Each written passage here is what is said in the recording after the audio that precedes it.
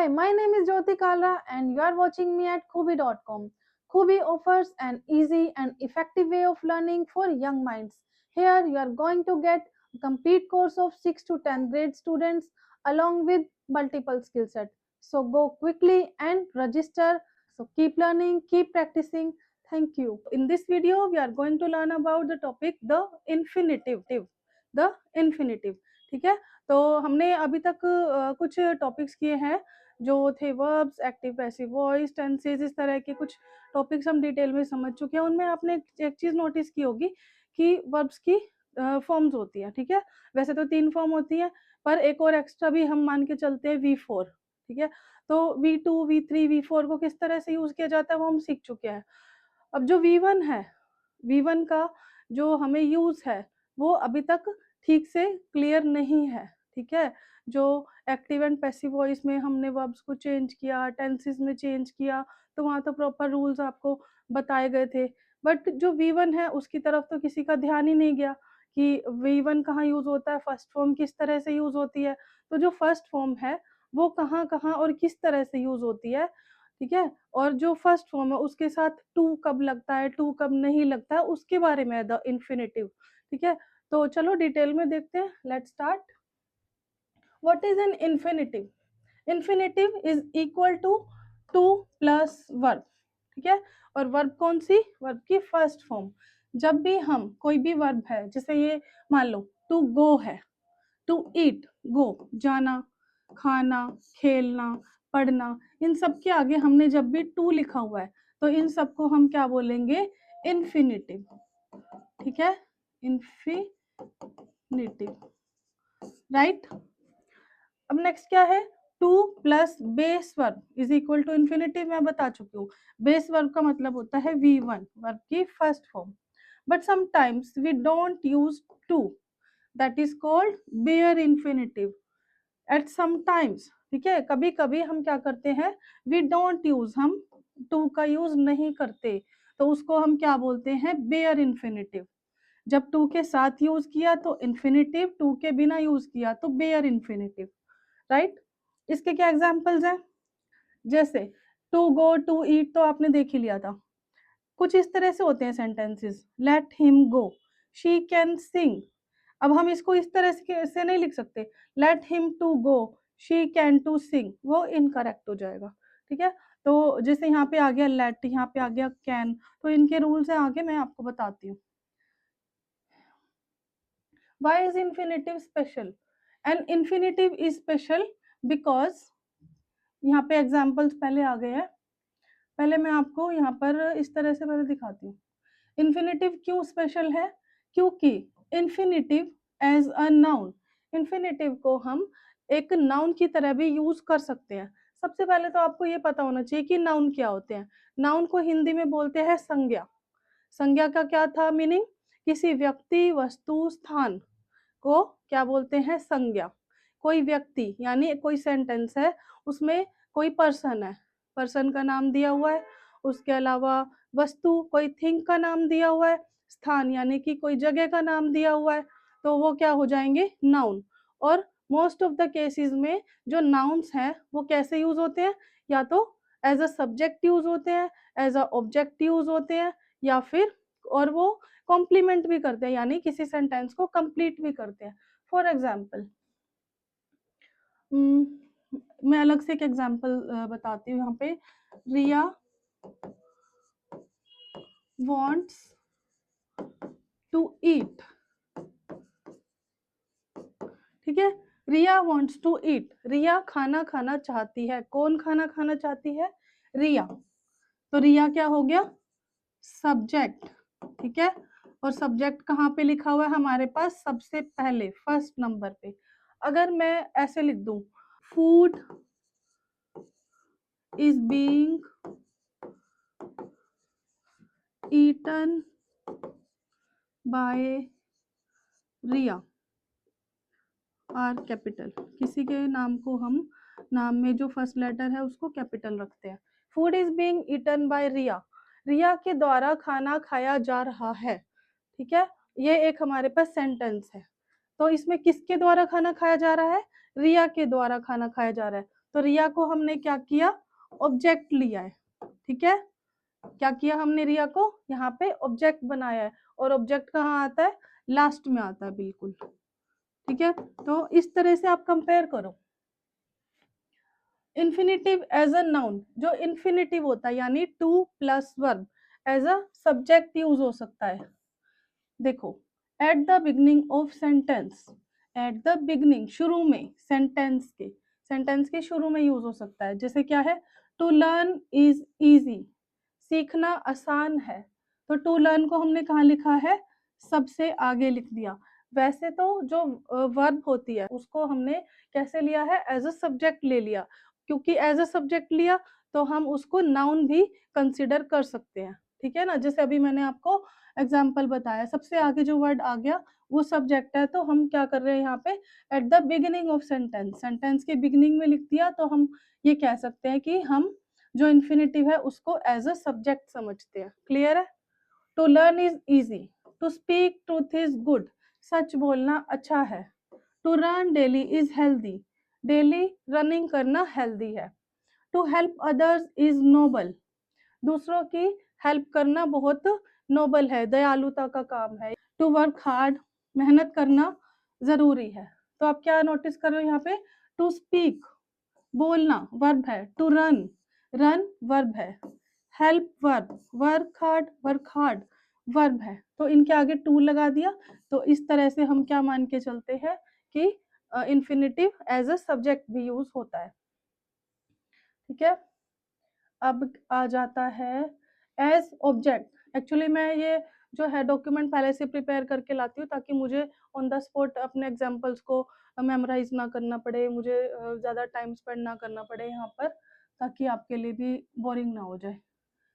As object after a verb, as object भी ले सकते हैं। यहाँ पे क्या था, I like to sing, she wants to study, he loves to travel, we hope to win, they plan to visit. तो ये सब क्या है, बाद में आ रहे हैं, वर्ब के बाद आ रहे हैं, ठीक है। आई वॉन्ट टू लर्न, ठीक है। यहाँ पे कैसे हो रहा है, देखो जो प्रोनाउंस है, I, she, he, we, they, I want, ठीक है। तो इसमें क्या है, जो भी काम हो रहा है, आई वॉन्ट है या दे प्लान कर रहे हैं, वो होप कर रहे हैं, वो लव कर रहे हैं, वो वॉन्ट कर रहा है, तो उसके बाद आ रहा है। इस तरह से आपको ध्यान रखना है। एंड का मतलब ये नहीं होता कि बिल्कुल एंड में आएगा, आपको रटना नहीं है, कोई भी चीज को समझना है ध्यान से, ठीक है। आपको लॉजिकली समझना है कि कैसे किस सेंस में या किस वे में कहा जा रहा है। तो इस तरह से हम जो इन्फिनिटिव है उसको एज एन ऑब्जेक्ट भी लेकर चल सकते हैं। थर्ड क्या है, क्यों स्पेशल है इन्फिनिटिव, एज कॉम्प्लीमेंट, कॉम्प्लीमेंट भी होता है, मतलब कंप्लीट करता है किसी सेंटेंस को। आफ्टर इज एम आर, कहीं पर आप देखोगे यहाँ पे जैसे इज लिखा हुआ है, my job is, my desire is, या इस तरह से कर लो, माई डिजायर्स आर, अगर आपको समझना है, सारे इज वाले एग्जाम्पल्स आ गए हैं यहाँ पे। तो अगर इज एम आर कहीं पर भी आता है तो उसके बाद भी आप देखोगे टू के साथ वी वन का यूज हो रहा है। माई एम इज, मेरा एम है, क्या है मेरा एम, इनकम्प्लीट है सेंटेंस तो एम बताना पड़ेगा। माई एम इज क्या है, टू विन, जीतना, तो इसके बाद क्या आ जाएगा, to plus V one. His dream is, उसका सपना है, क्या सपना है वो हमें बताना होगा। Is to become a doctor, doctor बनना सपना है, तो यहाँ पे भी क्या हो रहा है, इज के बाद to plus V one, to become. My wish is to help the poor, मेरी विश है, क्या विश है, टू हेल्प द पुअर, गरीब की मदद करना। हर गोल इज, उसका गोल है, क्या गोल है, टू लर्न इंग्लिश, इंग्लिश सीखना। देयर प्लान इज, उनका प्लान क्या है, is to start a business, एक बिजनेस स्टार्ट करना। आवर ड्यूटी इज, हमारा कर्तव्य है, क्या कर्तव्य है, टू सर्व द नेशन, देश की सेवा करना, ठीक है। इस तरह से आप देखो, इनको रीड करो आप खुद ही, तो आपको लगेगा कि सेंटेंस जो है, जब हम इज एम आर तक कोई सेंटेंस पढ़ते हैं तो वो हमें इनकम्प्लीट लगता है, उसे हमें कंप्लीट करना होता है। कंप्लीट करने के लिए इसके बाद जब हम वर्ब का यूज करते हैं तो उससे पहले टू लगाते हैं। क्लियर हो गया। अब आ जाओ नेक्स्ट रूल पर। नेक्स्ट क्या है, infinitive without to, bare infinitive. ये किस तरह से होते हैं, we remove to in these cases, to हम कहाँ कहाँ रिमूव कर देते हैं? After modal verbs. Modal verbs कौन सी होती है? Can, could, will, would. जो कुड है वो कैन की ही सेकेंड और थर्ड फॉर्म है। इसी तरह से will, would, shall, should, must की कोई फॉर्म नहीं होती, मे की होती है माइट। तो ये सारे क्या है? Modal verbs. इनके आगे टू का यूज नहीं होता। हम ऐसे नहीं लिख सकते शी कैन टू सिंग, वो इनकरेक्ट हो जाएगा। She can sing. You must work, I will go, should study, may come. कहीं भी आप नहीं देखोगे can to, must to work, will to go, should to study, may to come, इस तरह से कहीं नहीं देख रहे आप। ठीक है, तो ये रूल है, आपको ये ध्यान रखना है। मॉडल वर्ब्स के बाद कभी भी टू का यूज नहीं होता, डायरेक्टली वी बन आता है। आफ्टर दीज वर्ब्स, कुछ वर्ब्स हैं जिन्हें आपको याद रखना है। Let, make, see, hear, bid, dare, need. इनके आगे भी जैसे कैन, कुड वगैरह मॉडल वर्ब्स थे, उनके आगे टू का यूज नहीं होता, इसी तरह से इनके आगे भी टू का यूज नहीं होता। ही बेड मी वेट, ये बिड की फॉर्म है। ठीक है, ही बेड मी वेट, तो आप कहीं भी टू नहीं देखोगे। She bade him leave the room, ऐसे नहीं है, she bade him to leave the room, ये इनकरेक्ट हो जाएगा। You need not to worry, ऐसे नहीं लिखना इसको, you need not worry. he need not come today, he need not to come today, वो भी इनकरेक्ट हो जाएगा। ठीक है, I dare say the truth, I dare not argue with his friends, तो आप देखोगे कहीं पर भी वर्ब से पहले टू का यूज नहीं हो रहा। नेक्स्ट रूल है आफ्टर दीज एक्सप्रेशंस। कुछ एक्सप्रेशंस है जैसे यू हैड बेटर, यहाँ पे भी हैड बेटर है, दो तीन एक्सप्रेशंस ही हैं। हैड बेटर का आ गया, वुड रादर, ये भी वुड रादर आ गया, एक आ गया रादर देन। ठीक है, तो ये तीन है आपके पास expressions, had better, would rather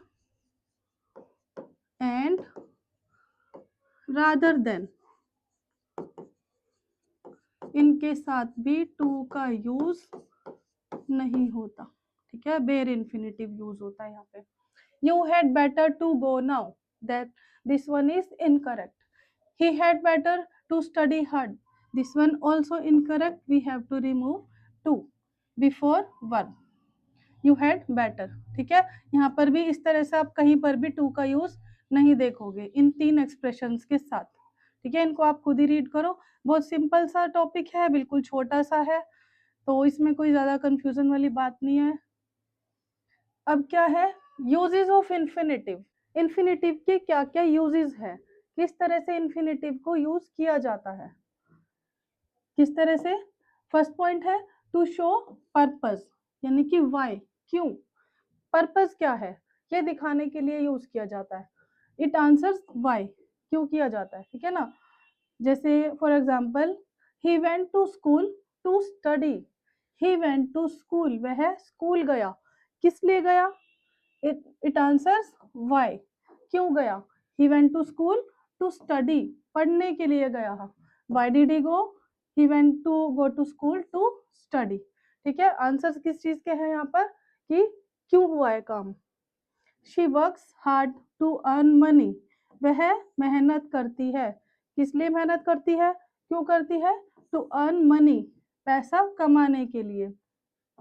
why does she work, वह काम क्यों करती है, to earn money. I went to the shop, मैं शॉप पर गया, किस लिए गया, टू बाय मिल्क, दूध खरीदने के लिए। वाई डिड आई गो, मैं क्यों गया, to buy milk. They met him, वे उससे मिले, क्यों मिले, टू आस्क हेल्प, हेल्प मांगने के लिए मिले। So why did they meet him, वो उससे क्यों मिले, to ask help. We exercise daily to stay healthy, we exercise daily, हम डेली एक्सरसाइज करते हैं, क्यों करते हैं, टू स्टे हेल्दी, हेल्दी रहने के लिए। तो यहाँ पे आप ऑब्जर्व करोगे जो कहा जा रहा था क्या था, यहाँ पे क्या बोला गया था हमको, it answers why and to show purpose. क्या पर्पस है, कुछ भी काम करने का जो पर्पस है वो बताने के लिए टू प्लस वर्ब का यूज होता है, यानी कि इन्फिनिटिव का यूज होता है। नेक्स्ट है टू क्वालिफाई अ नाउन, किसी भी नाउन को क्वालिफाई करने के लिए, यानी कि किसी भी नाउन के बारे में और ज्यादा बताने के लिए। नाउन मैं आपको बता चुकी हूँ क्या होते हैं। इसका क्या मीनिंग है? It gives more information about a noun. यहाँ पे नाउन क्या है? A book to read. Noun क्या हो गया? यहाँ पे क्या होता है noun? Person, place and thing. यहाँ पे पर्सन है, कोई नहीं है, प्लेस है, नहीं है, थिंग है यहाँ पे, और थिंग क्या है? बुक। बुक क्या हो गया? नाउन। अब हमें क्या कहा जा रहा है? It gives more information about noun. Noun के बारे में और ज्यादा इंफॉर्मेशन देने के लिए जो है इन्फिनेटिव का यूज किया जाता है। अब बुक, बुक है किस लिए? टू रीड, पढ़ने के लिए। अ बुक टू रीड, पढ़ने के लिए एक किताब। अ चेयर, एक चेयर है। चेयर के आगे क्या कंप्लीट करना है सेंटेंस को, और जो चेयर है उसके बारे में हमें और भी कुछ बताना है। तो चेयर क्या है? टू सिट ऑन, जिस पर बैठा जा सके, जिस पर हम बैठते हैं। टाइम, टू स्लीप, सोने का टाइम। ठीक है, यहाँ पे टाइम क्या है? क्या हो गया? यहाँ पे टाइम को हम एज अ थिंग लेके चलेंगे। ये एक अलग एक टाइप होता है नाउन का, जिसको बोलते हैं एब्स्ट्रैक्ट नाउन। ये नाउन का मेरा एक टॉपिक है, वहां पे जाकर आप डिटेल में उसे देख सकते हैं। ठीक है, टाइम, टाइम के बारे में और इंफॉर्मेशन देनी है कि किस चीज का टाइम? सोने का टाइम। जैसे यहाँ पे था चेयर, चेयर के बारे में हम क्या कहना चाहते हैं? वो चेयर जिस पे बैठना है। अ चांस टू विन, एक मौका किस चीज का? जीतने का। The power to control anger, anger यानी गुस्सा, गुस्से को कंट्रोल करने की शक्ति। तो आप यहाँ पे देखोगे, power abstract noun, chance abstract noun, time abstract noun, chair thing है नाउन, इसको हम बोलेंगे कॉमन नाउन। और बुक हो गया। ठीक है, ये सारे क्या है? नाउन्स हैं। तो नाउन्स को हमें क्या करना है? It gives more information about noun. तो नाउन के बारे में ज्यादा इंफॉर्मेशन दी गई है। तो इसका क्या मीनिंग हुआ? टू क्वालिफाई अ नाउन, किसी नाउन को क्वालिफाई करने के लिए भी इंफिनिटिव का यूज किया जाता है। थर्ड है टू क्वालिफाई एन एडजेक्टिव, किसी एडजेक्टिव को क्वालिफाई करना, यानी किसी एडजेक्टिव यानी किसी चीज की, यानी कि नाउन की। ठीक है, बेसिकली नाउन की खासियत को बताना, उस खासियत को बोलते हैं एडजेक्टिव। एडजेक्टिव का टॉपिक हम ऑलरेडी इंग्लिश ग्रामर में कर चुके हैं, वहां पर आप जाकर डिटेल में समझ सकते हैं। ठीक है, तो अब हमें क्या करना है? एडजेक्टिव हमें पता लग गया किसी नाउन की खासियत होती है। अब एग्जाम्पल देख लेते हैं। She is ready to help, वह हेल्प करने के लिए यानी मदद करने के लिए तैयार है। सबसे पहले हमें देखना होगा कि नाउन क्या है, क्योंकि नाउन की ही एडजेक्टिव होगा, किसी नाउन की ही खासियत बताना है। तो यहाँ पे नाउन क्या है? नाउन क्या होता है? व्यक्ति, वस्तु, स्थान, पर्सन, थिंग, प्लेस। तो यहाँ पे पर्सन क्या है? शी, तो शी क्या हो गया? नाउन। शी इज रेडी, वह क्या है? तैयार है। तो उसकी जो इस टाइम पर खासियत है, जिसके बारे में हम बात कर रहे हैं, वह क्या है? तैयार है। तो रेडी क्या हो गया? एडजेक्टिव। अब इस एडजेक्टिव की हमको इंफॉर्मेशन देनी है, इसके बारे में हमको और बताना है। शी इज रेडी, वह तैयार है। तैयार किस चीज के लिए है? टू हेल्प, मदद करने के लिए। तो आपको समझ में आया टू क्वालिफाई एन एडजेक्टिव का क्या मीनिंग हुआ? पहले आपको नाउन देखना है, नाउन के बाद आपको देखना है कि एडजेक्टिव क्या है, उस एडजेक्टिव का जो है और इंफॉर्मेशन देनी होती है जब हमको सेंटेंस में, तब हम टू प्लस वी वन का यूज करते हैं। और टू प्लस वी वन क्या हो गया? इन्फिनेटिव। ठीक है, second, I am happy to see you, मैं आपको देखकर खुश हूँ। यहाँ पे नाउन क्या है? मैं क्या हूँ? खुश हूँ। मेरे बारे में क्या इंफॉर्मेशन है? मेरी क्या खासियत है इस सेंटेंस में? खुश होना। तो ये एडजेक्टिव हो गया, ये नाउन है। ठीक है, मैं खुश हूँ, किस लिए खुश हूँ? जो एडजेक्टिव है उसकी और इंफॉर्मेशन बतानी है। खुश क्यों हूँ? टू सी यू, आपको मिलकर। टू सी आ गया ना, टू प्लस वी वन यानी इन्फिनिटिव। क्लियर है? मैं अपनी पूरी कोशिश कर रही हूँ कि आपको इजी वे में बता सकूँ ज्यादा से ज्यादा। ठीक है, he is slow to understand, वह समझने के लिए बहुत स्लो है, वह धीरे धीरे समझता है। नाउन क्या है? ही, वह क्या है? स्लो, धीरे है, वो बहुत स्लो काम करता है। तो ये क्या हो गया? एडजेक्टिव। ही स्लो, किस चीज में स्लो है वो?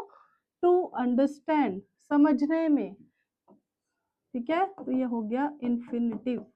इसी तरह से ये दोनों आप खुद समझोगे और आपका जो रूल है यहाँ पे कंप्लीट होता है to qualify an adjective. I hope आपको क्लियर हो गया होगा।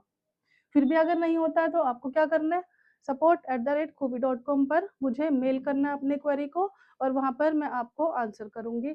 आफ्टर इंट्रोडक्टरी इट, जब भी कोई सेंटेंस इट से स्टार्ट होता है, ठीक है, इंट्रोडक्टरी इट, यहाँ पे क्या है, इट इस तरीके से यूज होता है यहाँ पे जब भी नाउन नहीं होता, ठीक है। जब भी कहीं किसी सेंटेंस में आपको नाउन नहीं होगा तो हम उस सेंटेंस को इट से स्टार्ट कर लेते हैं। ऐसे में क्या होगा, जैसे it's easy, it's good, it's hard, it's important, तो इसके बाद क्या हो रहा है, 2+V1, 2+V1, ठीक है। बिल्कुल छोटी सी बात है, इसमें कुछ आपको समझने लायक ऐसा कुछ है नहीं। जब भी इट से स्टार्ट होगा, it's easy to learn, it's good to help, it's hard to solve, ठीक है। ये चीज आप आराम से समझ सकते हो। नेक्स्ट आता है फॉर्म्स ऑफ इन्फिनेटिव। इन्फिनेटिव की हमें फॉर्म्स बतानी है, किस फॉर्म में हमें इन्फिनेटिव का यूज करना है। देखिए, जैसे कोई सेंटेंस है उसको हम किस तरीके से बोलते हैं, यानी किन किन तरीकों से हम बोल सकते हैं। एक तो हम एक्टिव वॉइस में बोल सकते हैं, पैसिव वॉइस में बोल सकते हैं, और हमें क्या देखना होता है, किस टाइमिंग में जो इवेंट है वो हो रहा है। सेंटेंस में जो भी इवेंट हो रहा है, जो भी बात की गई है, वो प्रेजेंट टाइम के बारे में बात की गई है, या पास्ट के बारे में, या फ्यूचर के बारे में। तो इस तरह से हमें ये देखना है, सेंटेंस में समझना है कि हमें किस फॉर्म में अपनी बात को कहना है। तो उसके अकॉर्डिंग हम 2+V1 है, या V4 है, या कॉन्टिन्यूस है, या पास्ट परफेक्ट है, प्रेजेंट परफेक्ट है, इस तरह से हमें चूज करना होगा। इसको समझने के लिए हम आगे एक चार्ट देख लेते हैं। तो ये आ गया हमारे पास चार्ट, ठीक है। ये फॉर्म्स है, ठीक है, ये forms, present form, continuous, perfect, perfect continuous, passive voice, ये वॉइस है, ठीक है। पैसिव वॉइस और परफेक्ट पैसिव, इसका क्या मतलब है, ये जो पांचों है ये तो हम एक्टिव वॉइस में देखेंगे, इनके जो एग्जांपल्स है हम एक्टिव वॉइस में देखेंगे। और जो टेंसेस है वो क्या हो जाएगा, प्रेजेंट टेंस में, कॉन्टिन्यूस टेंस में, परफेक्ट टेंस में, और परफेक्ट कॉन्टिन्यूस टेंस। टेंसेस के बारे में आप ऑलरेडी पढ़ चुके हैं, और आप नहीं पढ़ा है तो आप उसको पहले पढ़ लेंगे तो आपको ज़्यादा क्लियर हो जाएगा, और डिटेल में आप मेरे वीडियो को देख सकते हैं, ऑलरेडी आ चुका है टेंसेस का वीडियो, ठीक है। तो जिस फॉर्म में हमें सेंटेंस चाहिए तो उसका क्या स्ट्रक्चर होगा, अगर हमें प्रेजेंट फॉर्म में चाहिए तो हम क्या यूज करेंगे, 2+इट। कॉन्टिन्यूस में चाहिए, प्रेजेंट का क्या मतलब है यहाँ पे, जैसे कि रीटा खाना खाती है, ये हो गया बिल्कुल सिंपल सेंटेंस प्रेजेंट फॉर्म में। अगर हम ऐसे बोले कॉन्टिन्यूस, सीता खाना खा रही है, तो क्या होता है, कॉन्टिन्यूस, खाना खा रही है, तो खाना खाने का काम अभी चल रहा है। परफेक्ट यानी खाना खा चुकी है। परफेक्ट कॉन्टिन्यूस, खाना खा रही थी, पिछले कुछ टाइम से या कुछ देर से वो खाना खा रही थी। तो इस तरह से ऑलरेडी टेंसेस में आपको बता चुकी हूँ। तो इसके लिए जो प्रेजेंट जो सिंपल है, ठीक है, ये है प्रेजेंट सिंपल, इसका जो रूल है वो है 2+V1। यहाँ पे क्या हो जाएगा, कॉन्टिन्यूस में जो काम अभी हो रहा है, टू बी ईटिंग, ये हो जाएगा 2+B+V1+ING। V1+ING लिख लो, या V4 भी लिख सकते हो आप इसको, ठीक है। टू हैव ईटन, परफेक्ट यानी टू हैव ईटन, खाना खा चुकी थी, तो यहाँ पे क्या हो जाएगा, 2+हैव प्लस ये V3 है, हैव के साथ V3 का यूज होता है। ऐसे ही टू हैव, 2+हैव plus been plus 1 V1 eat plus ING, ये रूल हो गया।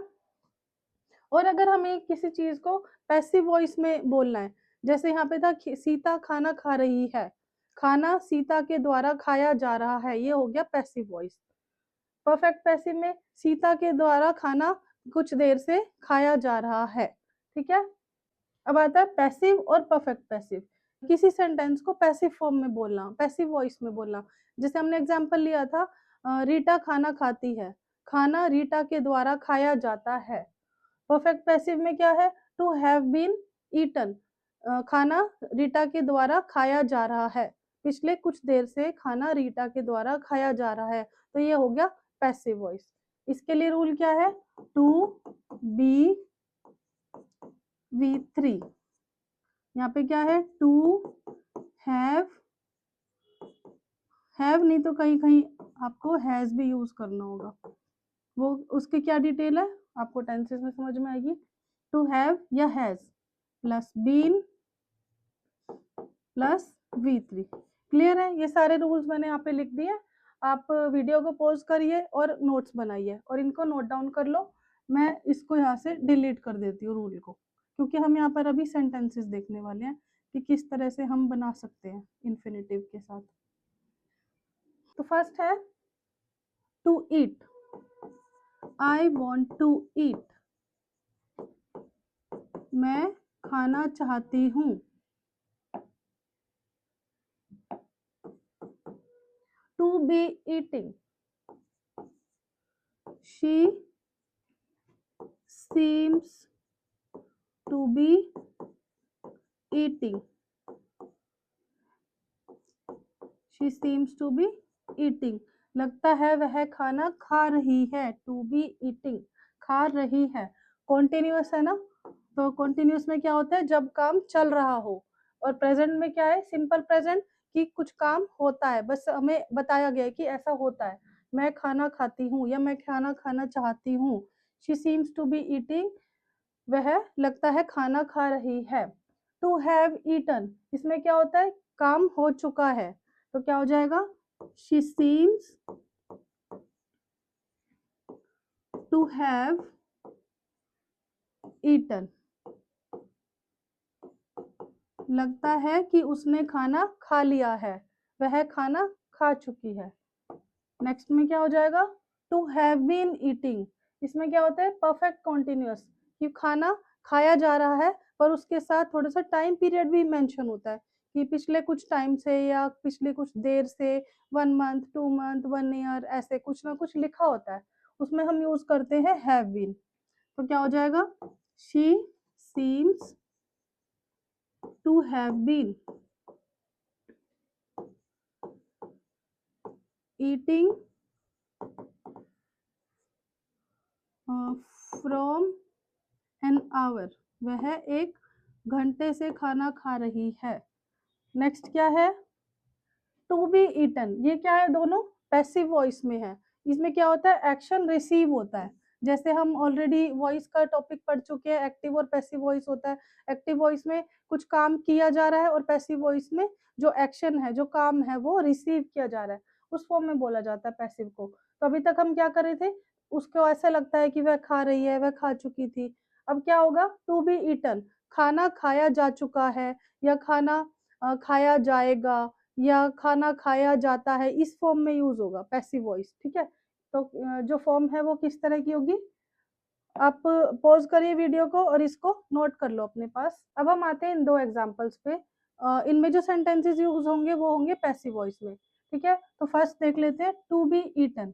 अभी तक क्या था एक्टिव वॉइस में हम इस तरह से बोल रहे थे वह खाना खाती है, उसने खाना खा लिया होगा, वह खाना खा रही थी, इस तरह से। अब क्या होगा पैसिव वॉइस में जो है खाना खाया जा रहा है, खाना खाया जा चुका है, इस तरह से पैसिव वॉइस में बात करते हैं। ठीक है, तो अब हमको क्या करना है टू बी ईटन का पहले हम देख लेते हैं क्या होगा। इसमें हम ऑब्जेक्ट जो है वो कोई एक ऑब्जेक्ट लेके चलते हैं, जैसे मान लो केक ले लिया हमने, ईटन है, the cake is ready to be eaten. ठीक है, केक खाने के लिए तैयार है। ठीक है, केक खाने के लिए या खाया जाने के लिए तैयार है, इस फॉर्म में बोल रहे हैं हम। ठीक है, तो यहाँ पे क्या है ये पैसिव फॉर्म है, केक खाया जाने के लिए तैयार है। The cake is ready to be eaten. Next to have been eaten में क्या हो जाएगा, हम इसको अब एज इट इज नहीं लिख सकते, ऐसे नहीं लिखेंगे the cake is ready to have been eaten, seems to have been eaten, cake खाना खाए जाने के लिए तैयार था। seems लगता है केक खाए जाने के लिए तैयार था। ठीक है, तो मुझे उम्मीद है कि आपको समझ में आ गया होगा, मैंने अच्छे से क्लियर कर दिए आपको सारे एग्जांपल्स। अगर फिर भी आपको कहीं कोई कंफ्यूजन होती है, कोई डाउट आता है, तो आपको support@kubi.com पर हमें अपनी क्वेरी सेंड करनी है, वहां पर आपको आपकी क्वेरी का आंसर मिल जाएगा। और आपको ज़्यादा से ज़्यादा प्रैक्टिस करनी है और बहुत ज़्यादा आपको ब्रेनस्टॉर्मिंग करनी है। और इंग्लिश ग्रामर तो आप पढ़ ही रहे हैं, पैरेलली आपको इंग्लिश रीडर या इंग्लिश का कुछ भी आपको कंटेंट पढ़ना है, लिखना है, बोलना है, ताकि आप इंग्लिश लैंग्वेज में परफेक्ट हो पाएँ। थैंक यू सो मच, मिलेंगे नेक्स्ट वीडियो में।